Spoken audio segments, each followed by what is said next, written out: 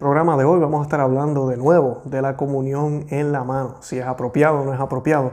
Pero en el día de hoy yo me quiero enfocar mayormente en los concilios de la iglesia, las enseñanzas de los doctores de la iglesia, pero también vamos a estar hablando de la iglesia moderna. ¿A qué me refiero a la iglesia moderna? La iglesia después del Concilio Vaticano II. ¿Qué dijeron algunos santos después del Concilio Vaticano II? Y personas de mucha importancia sobre la comunión en la mano, se van a sorprender. Y cómo vamos a demostrar en la noche de hoy que la iglesia siempre ha profesado y todavía profesa que la mejor manera de recibir al Señor es de rodillas y en la lengua, de rodillas y en la lengua. Pero hoy vamos a estar hablando de este problema con la comunión en la mano, con lo que se quiere hacer, se quiere obligar a las personas, porque ahí pues está el coronavirus allá afuera y pues se entiende que esa es la manera en que tenemos que bregar o solucionar o tratar de resolver este problema, lo cual es completamente errado. Científicamente se puede comprobar que nosotros tenemos más bacterias y que el virus puede estar realmente en las manos y no en la boca. Y pues lo sabemos porque la ciencia nos pide que nos lavemos las manos múltiples veces durante el día. Nos está diciendo que nos las lavemos cada vez que vayamos a algún sitio, que tratemos de no tocar tanta cosa como hacemos a veces y que no nos pasemos la mano por la cara y por el cuerpo. Así que realmente las manos no están más limpias que la boca. Y pues realmente está comprobado científicamente que las manos es mayor riesgo. Así que la idea de imponerle a las personas que comulguen con las manos, además de que va en contra de lo que la iglesia siempre ha enseñado, también es una idea tonta, que no tiene sentido y que no va a ayudar nada con la enfermedad. Al contrario, va a ser igual o peor si la damos en la mano. Así que pues ahí pierde sentido. Lo otro que sí quería comentarles es que me han hecho el comentario de que no podemos tentar a Dios, citando a un sacerdote que sacó varios videos lamentablemente defendiendo este error. Y pues no estamos tentando a Dios, sabemos que hay una enfermedad y nosotros en ningún momento, en ningún video, y los sacerdotes que apoyan la comunión en la boca y no apoyan la comunión en la mano, han dicho muy claramente que tenemos que seguir lo que la ciencia nos está diciendo, que tenemos que, lavarnos las manos frecuentemente, estar pendiente de las noticias, todo lo demás. Pero no debemos cambiar la manera en que oramos. Al contrario, deberíamos intensificar lo que hacemos, ofrecer más misas, recibir al Señor más dignamente, hacer todo lo que podamos hacer posiblemente para que esta epidemia se vaya. Y además de eso, nosotros tenemos que realmente tener fe.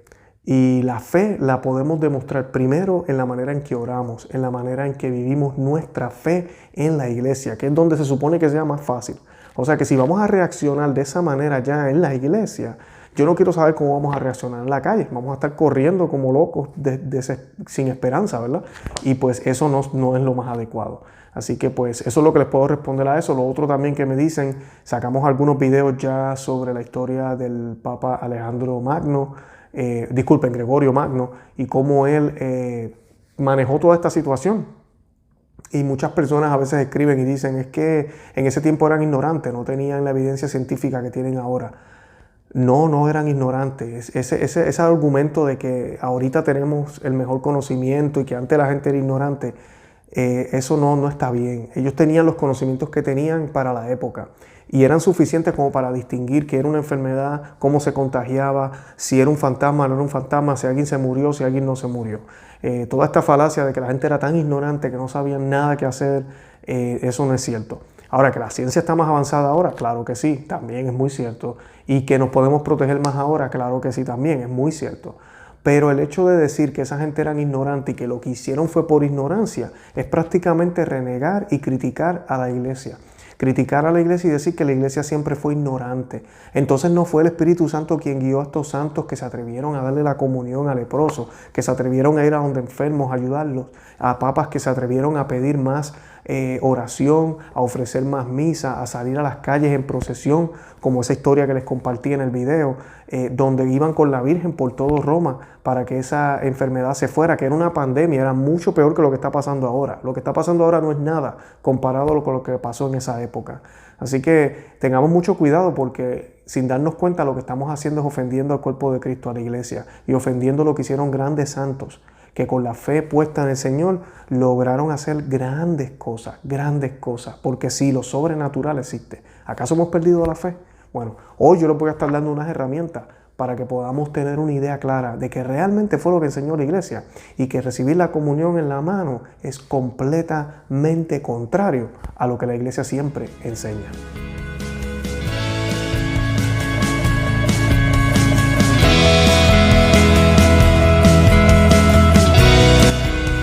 Bienvenidos a Conoce, Ama y Vive tu Fe. Este es el programa donde compartimos el Evangelio y profundizamos en las riquezas y bellezas de nuestra fe católica. Les habla su amigo y hermano Luis Román y quisiera recordarles que no podemos amar lo que no conocemos y que solo vivimos lo que amamos. Como les dije, yo les voy a estar hablando de varios concilios, voy a estar citando algunos canons, voy a estar citando concilios con todo el peso, concilios infalibles, magisteriales de la iglesia, que se expresaron claramente en contra de la comunión en la mano. Nada ni nadie está por encima de estos concilios. Esa fue otra pregunta que me hicieron. ¿Pero un papa está por encima de los concilios? No. O sea que los cambios que vinieron después de estos concilios están en completa desobediencia con lo que la iglesia ha dicho. Por eso los papas anteriores, que lamentablemente no hicieron lo que tenían que hacer en los 80, en los 90, pero siempre fueron muy cautelosos porque sabían que esto no estaba bien. Claro, esto se ha ido ya por la borda. Todo comienza con unas breves excepciones y ahora se ha vuelto la norma. Y ahorita con este coronavirus lo quieren hacer obligatorio. Y ustedes saben lo que va a pasar aquí. El demonio se aprovecha de todo. La enfermedad es enfermedad. Y la providencia de Dios la utiliza para mostrarnos a nosotros que tenemos que cambiar. Muchas personas dicen, Dios no castiga. Dios sí castiga. Yo no estoy diciendo que esto es directamente un castigo, pero vamos a pensar cómo vivimos. ¿No fue hace poco que se hicieron ritos con la Pachamama en Roma? ¿No se hicieron cosas raras? ¿No? ¿El mundo es más católico ahora o es menos católico? ¿No se hacen sacrilegios todo el tiempo? Miren todas las noticias que sacamos aquí. Todo está patas arriba. Entonces pasa esta enfermedad y de verdad no vamos a pensar que tal vez es nuestro Dios utilizando esto para que volvamos otra vez a la fuente, para que realmente hagamos las cosas bien. Y para que el nombre de Él se glorifique a través de su pueblo, de su iglesia católica. Pero lamentablemente no hemos decidido hacer eso. Y estamos haciendo lo que el maligno quiere hacer, que es confundirnos y enredarnos, dividirnos, cambiar la liturgia y hacer que seamos menos religiosos, menos espirituales. ¿Y qué va a pasar? Esta enfermedad va a pasar porque la enfermedad no va a durar para siempre. Y van a ser más las personas ahora en el mundo entero que van a estar recibiendo al Señor en la mano. ¿Y ustedes creen que eso es obra del Espíritu Santo? ¿Ustedes creen que eso es bueno? No. Satanás riéndose y la iglesia haciéndose pedazos. Nunca va a ser destruida porque eso fue promesa del Señor. Pero entre los hermanos que componemos la iglesia estamos más enredados y no sabemos nada. No tenemos ni idea de lo que está pasando. Eso es obra de Satanás y hay que tener mucho cuidado con eso. Mucho cuidado con eso. Por eso nuestro Señor dijo, cuando regrese, encontraré fe en la tierra. Encontraré fe en la tierra. No se refería a que la iglesia no fuera tal, pero es que realmente van a ser muy pocos los que todavía van a estar guardando los mandatos del Señor y van a tener fe plena en Él. Para comenzar, yo quisiera que hiciéramos un Dios te salve María y lo vamos a hacer en el nombre del Padre, del Hijo y del Espíritu Santo. Amén.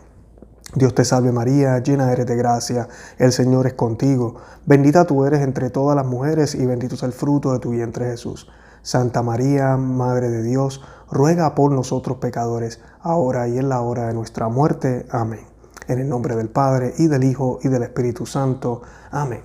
Bueno, para comenzar, yo les voy a estar leyendo bastante hoy, así que van a ver algunas imágenes. Si me ven mirando un poco hacia abajo, les pido disculpas, pero pues es mucho el material que quiero compartirles y queremos hacerlo de una manera breve, y además de eso, pues no quiero dejar nada fuera.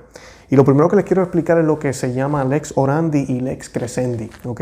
Y dice aquí, nuestra regla de fe, ¿verdad? La creencia, forma y guía, nuestra regla de adoración, ¿verdad? Que es la oración. Si uno quiere entender cómo debe adorar y adorar adecuadamente a Dios en las Sagradas Escrituras y cómo debe recibirlo en la Sagrada Comunión, primero se debe conocer la auténtica fe católica con respecto a la Sagrada Eucaristía. Si uno altera la forma correcta de adoración, también altera la fe, con consecuencias desastrosas. ¿Qué significa esto, verdad? El lex orandi es cómo nosotros lo que creemos, por qué lo creemos, ¿ok? Y el lex credensi es cómo nosotros lo hacemos, cómo oramos, cómo manifestamos. Básicamente es eso.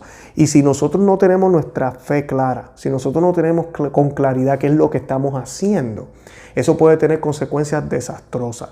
¿Y qué consecuencias ha tenido desastrosas en los últimos 60 años con todos los cambios que se hicieron y se quiso cambiar la manera en que se oraba para supuestamente ser más ecuménico, abrir puertas, el supuesto clericalismo, todo ese tipo de cosas que se nos dicen? Y ahora la iglesia quitó los muros y ahora todos podemos alcanzar la santidad porque antes no se podía. Ahora el Espíritu Santo es mejor y antes era malo. Prácticamente eso es lo que nos están diciendo. ¿Qué ha logrado? Bueno, que el 70% de los católicos no crean en la presencia real de la Eucaristía. A eso es que se refiere aquí. Si uno altera la forma correcta de adoración, también altera la fe.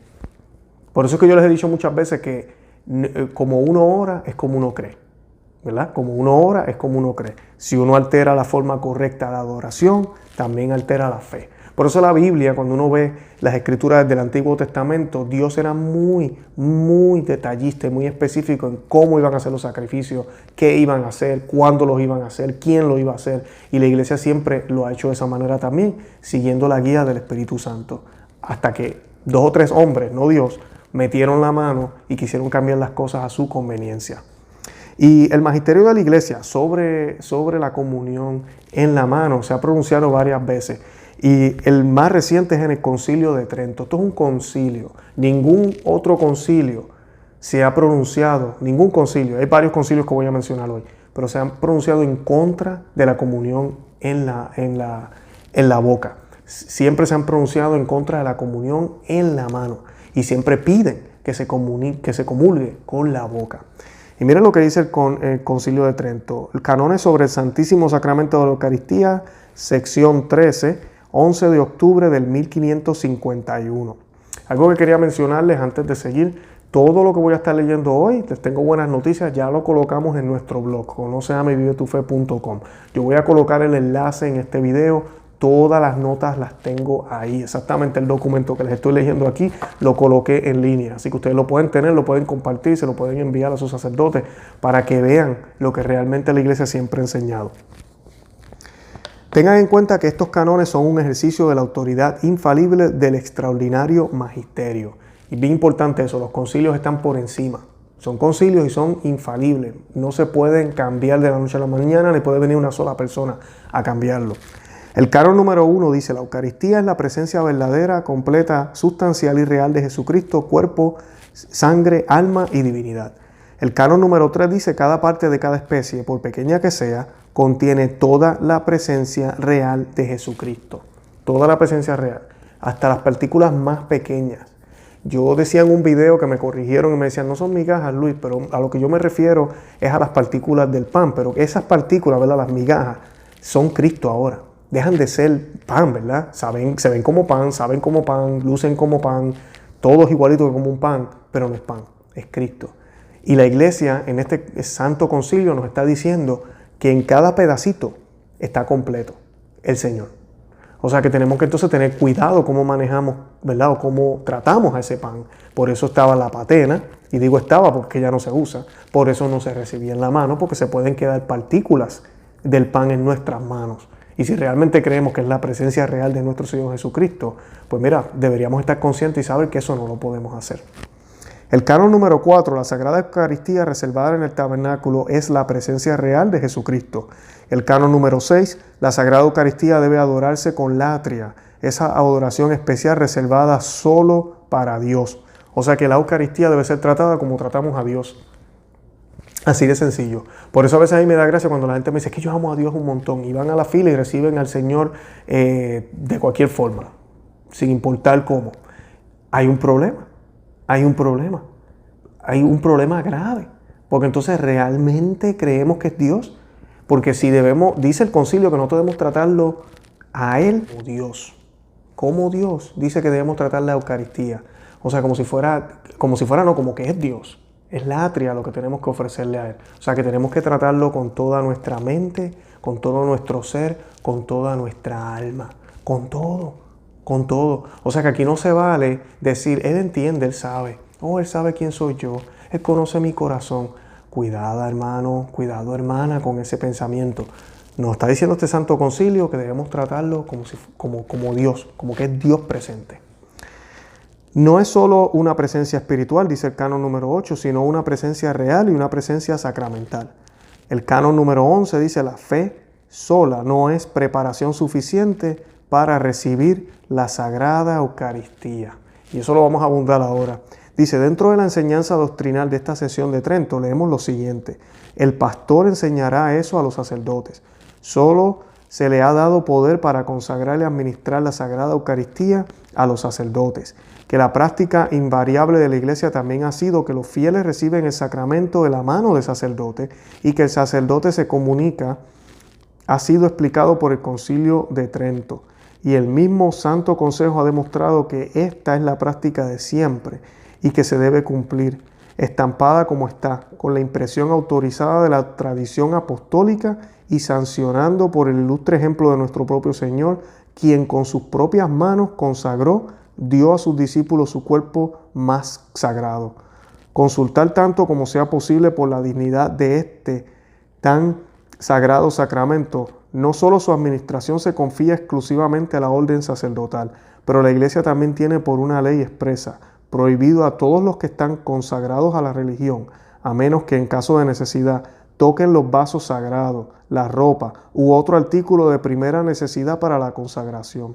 Sacerdotes y la gente, por lo tanto, pueden aprender que piedad y santidad se deben poseer a quienes consagran, administran o reciben el lugar del Santísimo. O sea que nosotros no tenemos autoridad ni siquiera para tocar la copa. Fue una pregunta que me hicieron los otros días también. ¿Y qué con la copa? Les voy a hablar un poquito de mi testimonio. Cuando yo comencé a abrir los ojos un poquito, yo recuerdo que yo todavía iba a varias parroquias Novus Ordo con la misa nueva. Y pues yo comencé a arrodillarme y a recibir al Señor en la boca. Y gracias a Dios, pues los sacerdotes de esas parroquias, ninguno protestó. Sí me pasó varias veces con algunos ministros extraordinarios de la Eucaristía que me mandaban a levantarme y uno se siente bien mal. Y además de eso, pues ser prácticamente el uno, maybe entre 5 nada más que nos arrodillábamos en la parroquia.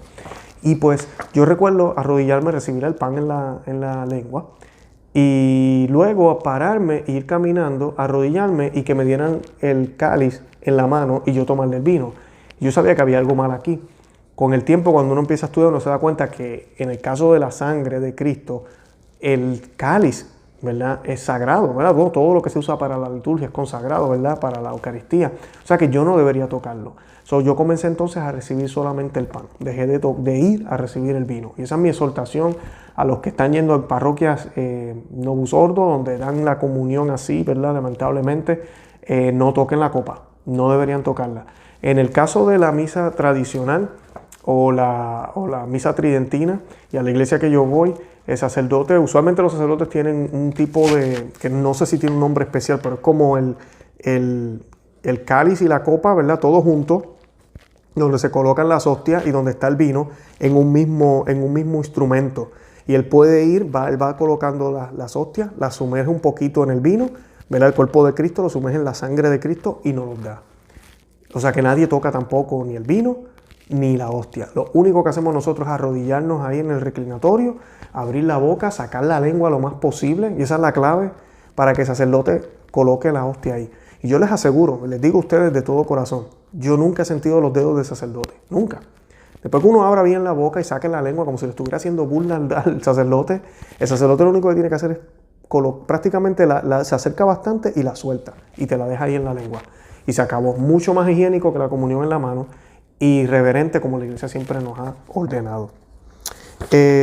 Para continuar, la liturgia. El dogma infalible de la iglesia debe ser correctamente expresado y vivido por los católicos en la liturgia. Solo así el sacramento que presupone la fe, también nutrirá y fortalecerá la fe, lo que les hablamos al principio, lex orandi y lex crescendi. Solamente así los católicos recibirán los efectos y virtudes de la gracia del sacramento, ex opere operantis. ¿Y qué significa esto? Una pregunta también que me hicieron los otros días. Y si el sacerdote es malo, o si el sacerdote, cuando digo malo, ¿verdad?, peca, o es un sacerdote que no trabaja bien, El sacramento es válido, sí es válido, siempre y cuando él siga la rúbrica y haga lo que tiene que hacer, ¿verdad? El sacramento es válido, eso nos enseña la iglesia, ex operantis, ¿verdad? Ex opere operantis, pero, aquí hay algo bien importante y esto no lo habla San Pablo. Si usted no va con las disposiciones que debe tener, si usted va en pecado, si usted lo recibe indignamente, si usted hace un sacrilegio con el cuerpo de Cristo, el cuerpo de Cristo no va a operar. No va a funcionar en usted porque usted no tiene las disposiciones que tiene que tener para poder recibir las bendiciones, las gracias, para estar en comunión con el Señor. Es bien importante, no es una pastillita mágica que independientemente de cómo esté yo, va a funcionar. No, el Señor es el Señor. Y el Señor solo se va a dar a quienes realmente le han demostrado que lo aman. A quienes lo aman también, ¿verdad? A quienes están en gracia. Así que es bien importante esa parte también, porque sí, de parte del sacerdote tal vez todo está saliendo bien. El sacramento es válido, está ahí, está presente el Señor. Pero si yo no estoy en las disposiciones, como dice San Pablo, voy a estar comiendo mi propia condena. ¿Verdad? Es como si se transformara lo que debería ser alimento en veneno. ¿Sí? Así de sencillo, por mi culpa. Porque yo no estoy en las disposiciones que debería tener. Yo no estoy preparado para recibirlo. Y como yo no estoy preparado para recibirlo, eso me cae como veneno. Así de sencillo. Debemos tener fe en la Sagrada Eucaristía. Absolutamente esencial. La fe es absolutamente esencial para nuestra salvación. El hombre debe tener una reverencia absoluta ante la Sagrada Eucaristía como si estuviera ante Dios mismo, porque es Él. Esto se expresa en el silencio, en la vestimenta, en los gestos, en las palabras y pensamientos. El hombre debe acercarse y prepararse para recibir a Dios de una manera singularmente reverente. El hombre se postra, se arrodilla, genuflexiona en la presencia de lo divino. Eso solo lo hacemos ante lo divino. ¿Ustedes se acuerdan cuando estalló el escándalo de la Pachamama? Mucha gente me decía, pero es que ellos no están adorando esos muñecos, esa india ahí enseñando los senos. Bueno, esos hombres estaban arrodillados, hacían reverencia, le prendían velas. Todo eso son acciones de adorar. Y solamente nosotros adoramos ¿a quién? A Dios. La segunda, la recepción digna de la Sagrada Eucaristía es necesaria, definitivamente.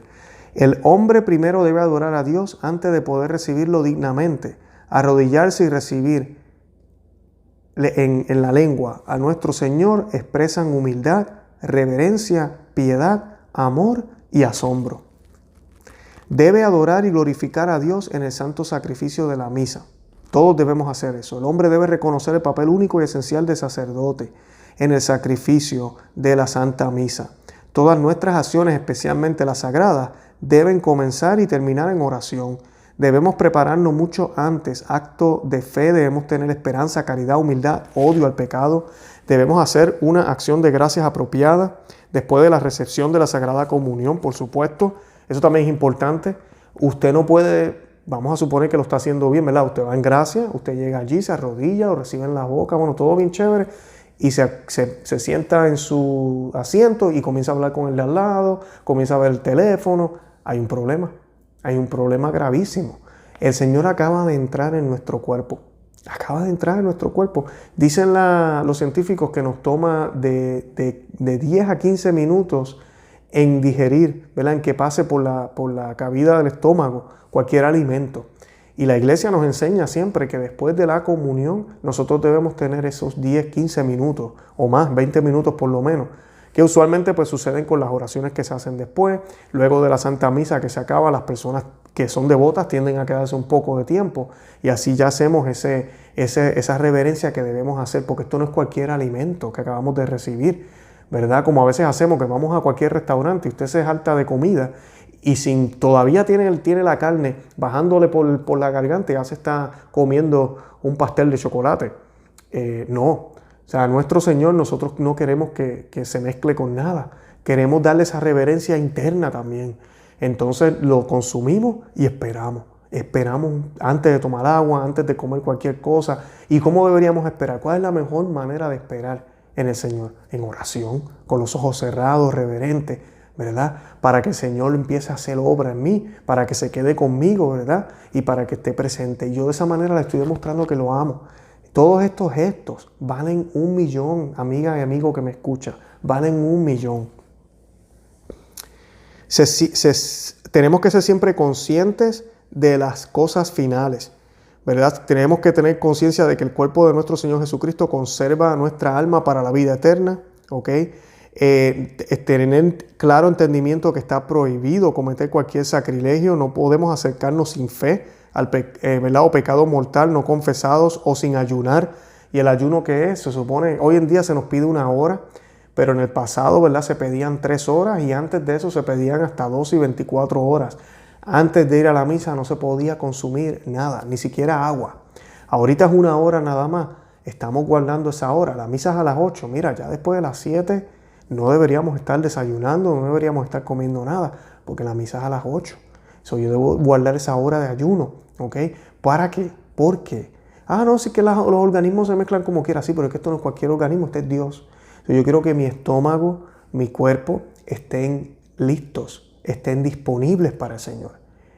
Y es una manera de yo mostrarle al Señor que mi cuerpo, mi alma y mi ser es de Él. No debemos acercarnos sin una disposición adecuada y una preparación adecuada, ¿ok? La más mínima partícula de cualquiera de las especies debe tratarse con total reverencia y respeto.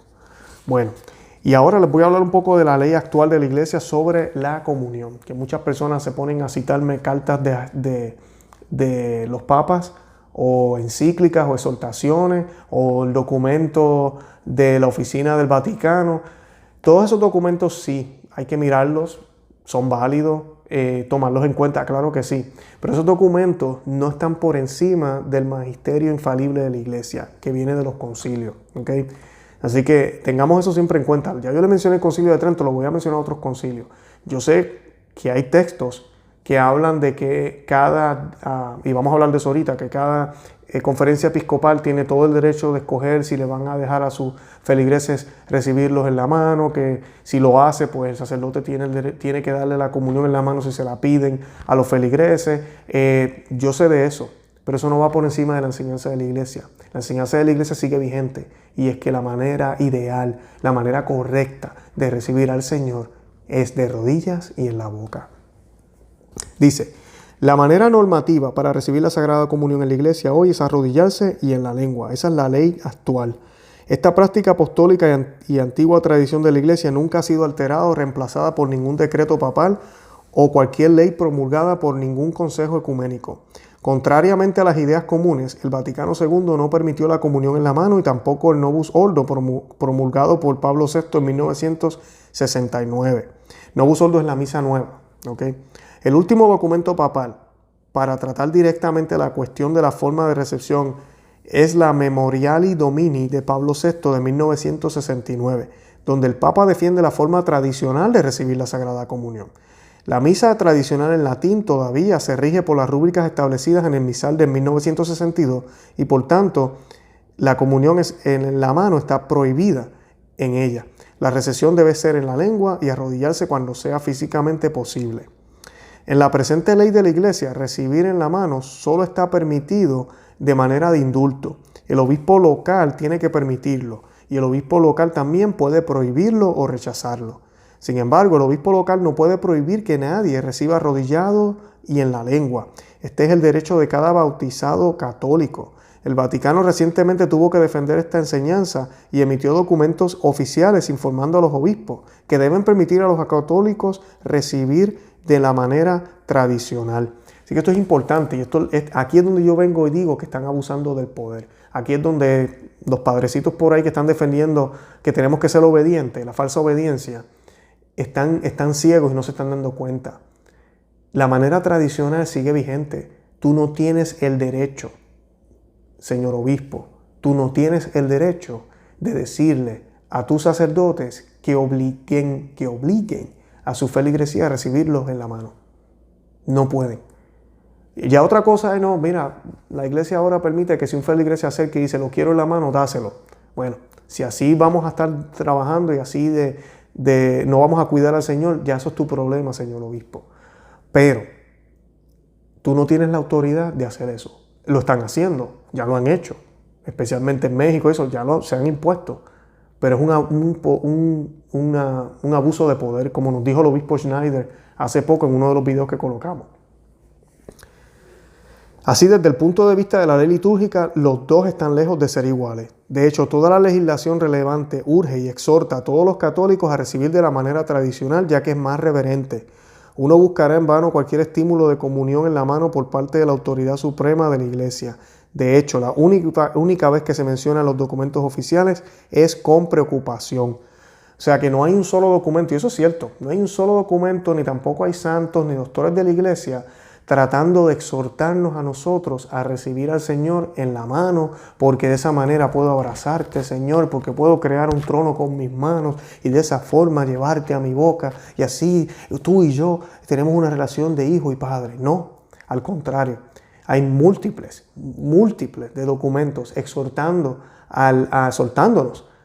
a recibirlo de rodillas, a recibirlo en la boca, a ser reverente, a mostrar lo que sentimos en nuestro corazón, porque no podemos ser hipócritas, no solo de afuera, tiene que ser de corazón. Todo eso, de eso hay de más en la iglesia. Entonces, ¿por qué la comunión en la mano se ha convertido en la norma de facto en la iglesia de hoy? Bueno, la historia de la comunión en la mano es de desobediencia. Esto no es del Espíritu Santo. La Revolución Protestante promovió esta práctica precisamente para negar el papel sagrado y único del sacerdote. Y Lutero, quien realmente quería destruir el sacerdocio, eso fue lo que hizo. Quería negar el papel esencial del sacerdote, esa persona Cristi que creemos nosotros. Por eso el sacerdote debe ser el único que distribuye la comunión. Porque ¿quién es el que nos alimenta? Jesucristo. Cuando ya colocan otras personas, están rompiendo con esa tradición. Y eso es otra excepción que se hizo para casos extremos, ¿verdad? Por eso se llaman ministros extraordinarios y lo que se hace es que se abusa. Ahora tenemos 20, 30 en cada misa y la misa tiene más que 30 personas, casi uno por persona. O sea, es una cosa exagerada. La práctica fue introducida y promovida desobedientemente en la Iglesia Católica en el siglo XX. La mejor intención es un falso ecumenismo, la peor destrucción activa de la fe. Ambos están respaldados por una teología débil y errónea. Los papas posteriores al Vaticano II nunca lo alentaron, pero no pudieron corregir y reprender la grave desobediencia. En lugar, con cautela lo permitieron con numerosas condiciones. Sus precauciones y condiciones necesarias también han sido ignoradas y los papas también han fallado en corregir y reprender la grave desobediencia en curso. El resultado inevitable y predecible de permitir tal cambio es un debilitamiento y pérdida de la fe católica. Entonces, necesarios para la salvación. A los católicos se les impide recibir toda la gracia y las virtudes que debería. Resultan innumerables blasfemias y sacrilegios involuntarios y permiten que los conscientes se cometan con mucha más facilidad todos los días. El resultado trágico final es la pérdida de la salvación de las almas, la condenación eterna para muchos. Entonces, comparemos, recibir la Sagrada Comunión arrodillado y en la lengua, como se requiere en la misa tradicional, versus la recepción de pie y en la mano, como se alienta en la misa nueva. Estas diferencias del ex orandi conducen a una lex credenzi diferente. La tradición apostólica. El Concilio de Trento en el siglo XVI siempre ha sido la práctica en la Iglesia de Dios en la recepción del sacramento que los laicos reciban la comunión de los sacerdotes y que los sacerdotes celebrantes se den la comunión a sí mismos. Esta práctica, bajando legalmente y justamente de la tradición apostólica, debe ser cuidada, debe ser retenida. Sesión 13, capítulo 8, del Concilio de Trento. Esto es un concilio y está pidiéndole a la Iglesia que eso se cuide, que se deje, que no se quite. Después del Concilio de Trento, todo el que ha querido cambiarlo está en desobediencia directa a la Iglesia. Aquí ya tenemos, mira, este concilio nada más ya es suficiente. Ya es suficiente.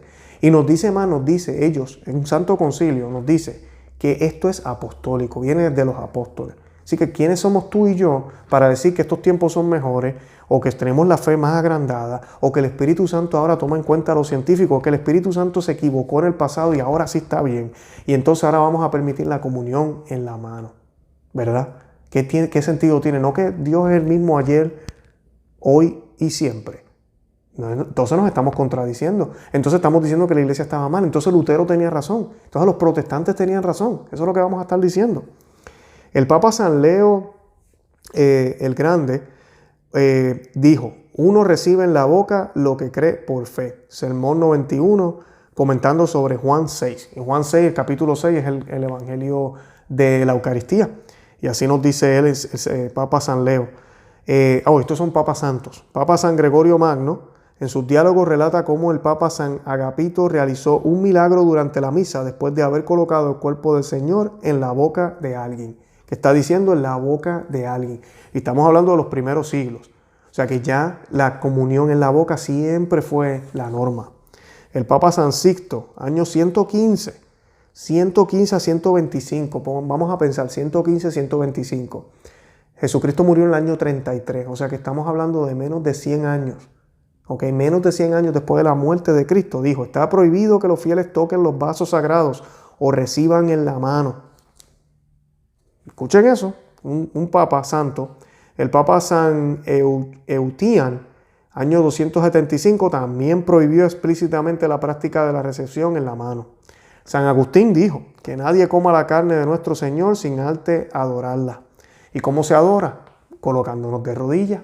No como se hace hoy en día, que quieren alzar las manos y parecen antenas parabólicas. Eso no es católico, para nada.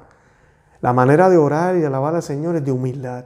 Es una manera que nos hace sentir a nosotros que somos inferiores a Dios, porque lo somos, que somos menos, que somos pecadores, que necesitamos de Él, que sin Él no podemos, que somos pequeños y que Él es el grande. Y qué mejor manera que doblar rodillas ante el Señor. San Juan Crisóstomo dijo, Él mismo es nuestro alimento y alimento. Y así como una mujer alimenta a su hijo con el suyo, ¿verdad? Con su cuerpo, con su leche, Cristo también alimenta constantemente con su propia sangre a aquellos a quienes ha dado a luz. ¡Qué bello! ¡Qué bello! De verdad que sí, qué hermoso. San Basilio explicó que la Eucaristía solo se recibe en la mano en tiempos de persecución o por monjes en desiertos. De lo contrario, recibir la comunión en la mano es una falta grave. Es contemporáneo de Cirilo de Jerusalén, que ahorita vamos a hablar de Cirilo. Así que en emergencias, casos graves de persecución, nosotros no estamos en tiempo de persecución ahorita mismo, como para estar con la excusa de obligar a los feligreses a recibir la comunión en la mano. San Cirilo de Jerusalén, en su quinta catequesis, cita a menudo en defensa de la recepción, una cita que se utiliza muchísimo hoy en día para defender el uso o la práctica de recibir al Señor en la mano. Dice, pon en lugar tu mano izquierda como el trono de la derecha, que es recibir al Rey, ¿verdad?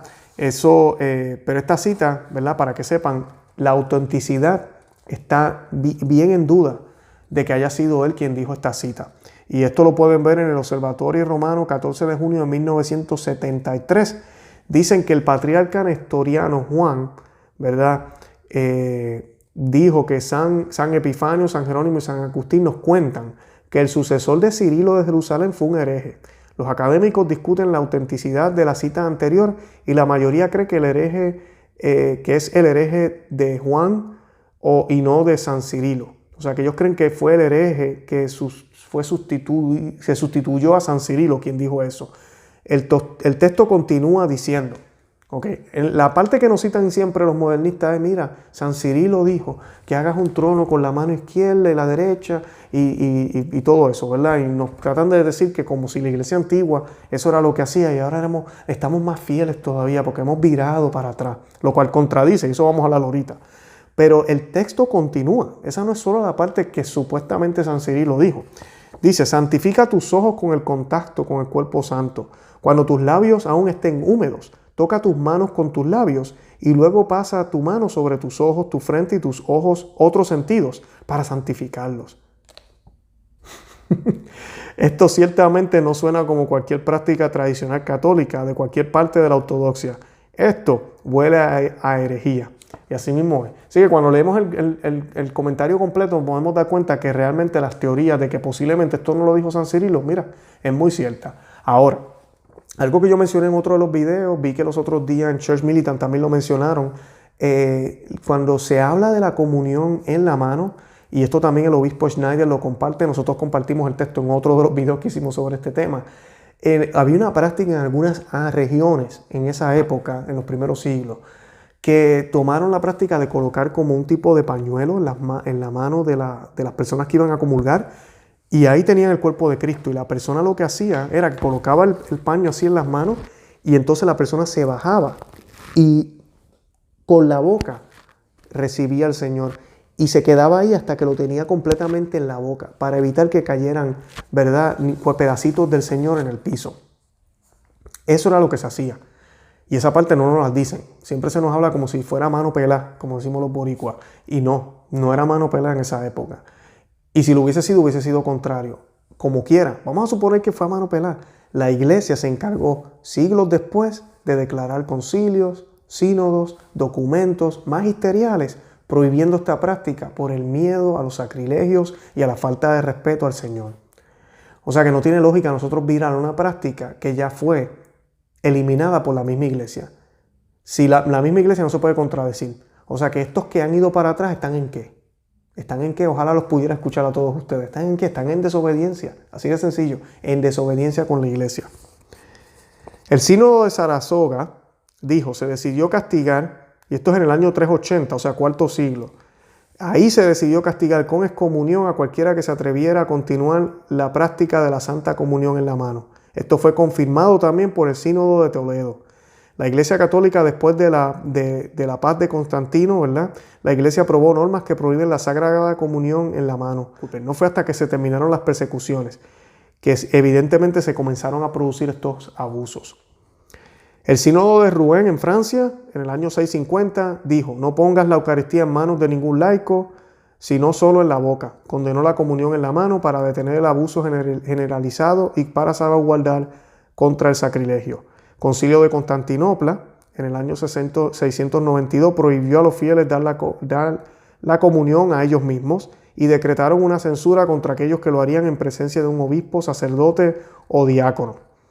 Luego también se ve más documentación en el siglo X sobre todas estas normas. Los que argumentaban a favor de la recepción de la mano reconocen que para entonces la iglesia practicaba universalmente la recepción en la lengua y de rodillas. Y esta parte es importante. Inclusive las personas que defienden la comunión en la mano, si tienen suficiente edad, yo tengo 40 años, yo no recuerdo haber visto la comunión en la mano cuando yo era pequeño. O sea, es obvio. La iglesia eliminó esto. Lo eliminó completamente. O sea que si lo eliminó, ¿por qué vamos a volver? Si lo eliminó no fue por bien. La iglesia no va a hacer algo que le haga daño, ¿verdad? Lo eliminó completamente. Entonces ahora tenemos todas estas nuevas prácticas que no están patrocinadas por ningún concilio. Ya les expliqué, ni siquiera el nuevo misal promovido por Pablo VI dice que la comunión se dé en la mano. Esto surge después. Son como virus, en verdad, hablando de virus, que se están impregnando en el cuerpo del Señor, en algunos miembros del cuerpo del Señor. Y esto tenemos que sacarlo, tenemos que erradicarlo, de verdad. Y la gente tiene que entender que no está bien recibir al Señor en la mano, no está bien, va en contra de la enseñanza de la iglesia. Santo Tomás de Aquino, mi héroe, dice en segundo lugar, porque el sacerdote es el intermediario designado entre Dios y el pueblo. De aquí que pertenece a que ofrezca los dones del pueblo de Dios, por lo que le corresponde entregar a él los dones consagrados al pueblo. En tercer lugar, porque fuera de reverencia hacia el Santísimo Sacramento, nada lo toca más que lo que está consagrado. De ahí que el corporal y el cáliz sean consagrados, y también las manos del sacerdote para tocar este sacramento. Por lo tanto, no es legal que nadie lo toque, excepto por necesidad, por ejemplo, si cayera al suelo, o en algún otro caso de urgencia. Eso está en la Suma Teológica, en la tercera parte, cuestionamiento 82, artículo 13. San Pío X también en su lecho de muerte, no hizo la comunión él mismo, no la recibió por sí mismo, ya que solo el sacerdote celebrante puede dar la Sagrada Comunión. ¿Ok? Bien importante, solo el sacerdote celebrante puede dar la comunión. La iglesia moderna de hoy, por ejemplo, Juan Pablo II, en Dominicae Cenae, en el numeral 11, dice que tocar las especies sagradas y distribuirlas con las manos es un privilegio de los ordenados. Solo de los ordenados, dijo Juan Pablo II. Como les dije, todo esto lo coloqué en el website. Yo sé que mucha gente tal vez están abriendo los ojos ahora. ¿Juan Pablo II dijo eso en verdad? Sí lo dijo. Lamentablemente sí toleró que en muchos lugares se hiciera la comunión en la mano, pero él dijo esas palabras o las escribió. Madre Teresa de Calcuta, cuando los periodistas le preguntaron cuál es el peor problema del mundo de hoy, ella dijo: a donde quiera que vaya en todo el mundo, lo que más me entristece es ver a las personas recibir la comunión en la mano. Uy, en la mano. Amigo y amiga que me escuchas, que recibas al Señor en la mano. ¿Eres admirador de María Teresa de Calcuta? No creo que ella esté feliz contigo hoy. Ella no le agradaba eso, porque entendía que el Señor estaba presente ahí. ¿Cómo lo vamos a recibir con la mano si Él es alimento? Ni siquiera yo me como los frijoles o el pollo, lo que me sirve mi esposa todos los días con las manos. Pero entonces al Señor me lo voy a comer con las manos. Es increíble. John Hardon dijo: todo lo que puedas hacer para detener la comunión en la mano será bendecido por Dios. Eso fue en el 1 de noviembre de 1997. Y también declaró: detrás de la comunión en la mano, deseo repetir y dejar lo más claro posible, hay un debilitamiento consciente, deliberado de la fe en la presencia real. Benedicto XVI también dijo que ha pedido que en todas sus misas la gente se comulgue arrodillada y en la lengua. Él estaba tratando de guiar a la iglesia, con un ejemplo para que dejaran la desobediencia, especialmente en el episcopado que persistía con la comunión en la mano. La palabra proskinein, que significa arrodillarse y postrarse, significa las dos juntas, aparece 58 veces en el Nuevo Testamento, 24 en el libro del Apocalipsis, también aparece en el libro de la liturgia divina, o el libro de Apocalipsis es el libro de la liturgia divina. Hay una antigua tradición monástica, ¿verdad?, que dice, y escuchen bien esto, que el diablo no tiene rodillas. Negarse a arrodillarse es diabólico. Y esto lo escribió el cardenal Ratzinger, ¿verdad?, Benedicto XVI, en su documento Espíritu de la Liturgia. El Observatore Romano, el 26 de junio del 2008, realizó una entrevista al Monseñor Guido Marini, el nuevo maestro de Papa de ceremonias, que declaró que recibir la Eucaristía en la lengua mientras se arrodillaba ante el Papa se convertiría en la norma en todas las liturgias papales. También explicó que la comunión en la mano sigue siendo una práctica indulgente. Esto fue cuando Benedicto XVI hizo ese cambio y lo estaba anunciando y la prensa estaba como un poquito reacia y como que está pasando aquí. Pues él hizo ese comentario.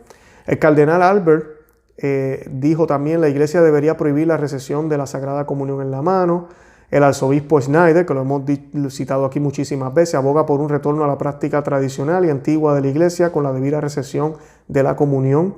El obispo Juan Rodolfo de Argentina dijo que la comunión en la mano es lo que se debe hacer. Obispo filipino, comunión en la mano. Así que todo eso ha pasado en la iglesia moderna. La misa latina tradicional, por ley, ¿verdad?, exige la recepción de la comunión en la lengua y arrodillada, si es posible. Y el sacerdote es el único que toca el cáliz. Problemas con cualquier argumento histórico para la recepción de la mano. Muchas personas citan: pero es que eso es la historia. Tenemos que ser más fieles a los primeros cristianos. Estudios históricos, ¿verdad? Por su propia naturaleza, su precisión está severamente limitada. Además, no pueden ser exhaustivos y las fuentes y los resultados siempre deben interpretarse y luego reinterpretarse con nuevos hallazgos. Documentos magisteriales. Debe tener mayor autoridad que la erudición histórica. No somos una iglesia de historia científica, sino que somos una iglesia de doctrinas y de dogmas. Y una iglesia que sigue y obedece a Jesucristo. Y es bien importante, porque esto no tiene sentido. Tenemos ya declaraciones de la iglesia que por fe sabemos que fueron inspiradas por el Espíritu Santo. Entonces a alguien se le ocurre que porque históricamente se hizo, entonces ahora lo vamos a hacer, y lo histórico sobrepasa los dogmas y las doctrinas. Eso no tiene sentido. Por eso a mí me da gracia cuando la gente dice: pero es que los primeros cristianos lo recibían así. Vamos a suponer que es cierto. ¿Y qué? ¿Y qué? La iglesia con el tiempo se dio cuenta que eso no era apropiado, que eso no estaba bien, y lo eliminó por completo y se declaró en documentos y lo defendió contra los protestantes después en el Concilio de Trento. Los protestantes fueron los primeros que empezaron a dar la falsa comunión que ellos dan, pero la daban ahí para mostrar cómo la iglesia estaba equivocada y querían que la iglesia hiciera lo mismo. Y la iglesia siempre defendió eso por más de 500, 600 años. Ahora tenemos charlatanes en la iglesia adentro haciendo lo mismo que hizo Lutero. Es increíble, es triste. Consideraciones teológicas. La verdad de la fe siempre debe ser defendida y tener prioridad sobre cualquier cosa histórica. Por ejemplo, la evidencia, la tradición, el magisterio tienen peso. por encima de lo que supuestamente es historia. Y el Espíritu Santo, ¿verdad? Esto es importante. Él no va a querer, ¿verdad? El historicismo y un retorno al pasado olvida o niega que el Espíritu Santo obra en la iglesia y dirige a una verdad mayor. Ver Juan 16:13, que era lo que les decía ahora. El Espíritu Santo les mostró a esas comunidades pequeñas que estaban tal vez haciéndolo en la mano, que eso no estaba bien, que no podía ser, y la iglesia se pronunció. Nosotros ya tenemos el beneficio de que ya todo eso pasó, porque ahora queremos virar para atrás. No tiene lógica, no tiene sentido. Es como si yo tuviera un teléfono, ahora que tenemos los teléfonos inteligentes. Ay, pero es que yo quiero comunicarme como se comunicaban antes. Y empiezo a hacer telegramas o empiezo a usar palomas mensajeras. En serio, porque quiero ser fiel a no sé qué. No, eso no tiene lógica, no tiene sentido. Sobre la comunión en la mano, ¿okay? Aquí les voy a hablar un poquito de historia. ¿Sabía usted que Pablo VI fue presionado por miembros de clero en Alemania, Bélgica, Holanda, Francia, para que autorizara la comunión en la mano que se estaba extendiendo sin ningún permiso en una actitud de indisciplina e individualismo? ¿Sabía usted que en febrero de 1965 se creó el Concilium para poner en marcha las recomendaciones litúrgicas conciliares? Este organismo pidió al cardenal Alfrin de Holanda que conservase el modo tradicional de distribuir la comunión. ¿Sabía usted que antes las continuas presiones, la Sagrada Congregación de Ritos concedió la nueva práctica en Alemania en el año 68 y en Bélgica en el año 68 también, pero que debido a las protestas por esa claudicación el Papa suspendió la concesión, ¿verdad? Estamos hablando de Pablo VI en el año 68, también ese mismo mes. ¿Sabía usted que la decisión del Papa no logró cortar los abusos? Pablo VI creyó conveniente realizar una encuesta mundial entre el episcopado el 12 de marzo de 1969 a 2.136 obispos. Y el resultado fue el siguiente. La pregunta que se le hizo a los obispos fue: ¿se ha de escoger el deseo de que además del modo tradicional se permita también en el rito recibir la Sagrada Comunión en la mano?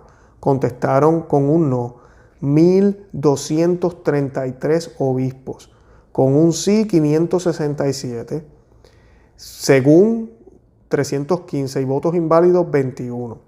Hubo 2 supuestos más en la encuesta. La opción mayoritaria fue asimismo la del no a la comunión en la mano. ¿Se da cuenta usted de que se consultó a los obispos escogidos por el Espíritu Santo para regir la iglesia? Hechos 20:28. Pero no se les hizo caso a pesar de que estimaron que no se debe cambiar la disciplina vigente, más aún que el cambio sería dañoso, tanto para el sentimiento como para el culto espiritual de los mismos obispos y de muchos fieles. Ve cómo se ha dado cuenta de que no se pidió el parecer de los laicos, cuando según el Vaticano II tienen la facultad y a veces el deber de expresar su opinión acerca de lo que miran al bien de la iglesia. Lumen Gentium 37. Esto fue una clara actitud anticonciliar. ¿Sabía usted que el Concilio Vaticano II no se pronunció sobre la práctica de la comunión en la mano? La aprobación viene después, en un periodo de abusos litúrgicos, por lo que Juan Pablo II pidió perdón en Domini Cenae, que fue el documento que le cité ahorita, en el año 1980. ¿Sabía usted que en los primeros siglos en que se comulgaba en la mano se tenía un conocimiento bastante imperfecto del magisterio eucarístico y que esto dio lugar a muchos abusos y herejías? Por ejemplo, la de los arianos, marcionistas, aerianos ofrecían queso con el pan en la liturgia. Acuarios ofrecían solo agua en el cáliz. Ófitas y catafrigas, algunos daban la Eucaristía a los recién nacidos. Otros la colocaban en la boca del muerto o sobre el ataúd. Y los que habían se la llevaban a su casa. ¿Sabía usted que el Espíritu Santo perfecciona a la iglesia con el paso del tiempo? Es algo que recoge el Concilio Vaticano II. Dice: eligió Dios al pueblo de Israel con quien estableció un pacto y a quien instruyó gradualmente, manifestándole a sí mismo sus divinos designios a través de su historia. Lumen Gentium, capítulo 2, numeral 9. El mismo Espíritu Santo perfecciona constantemente la fe por medio de sus dones.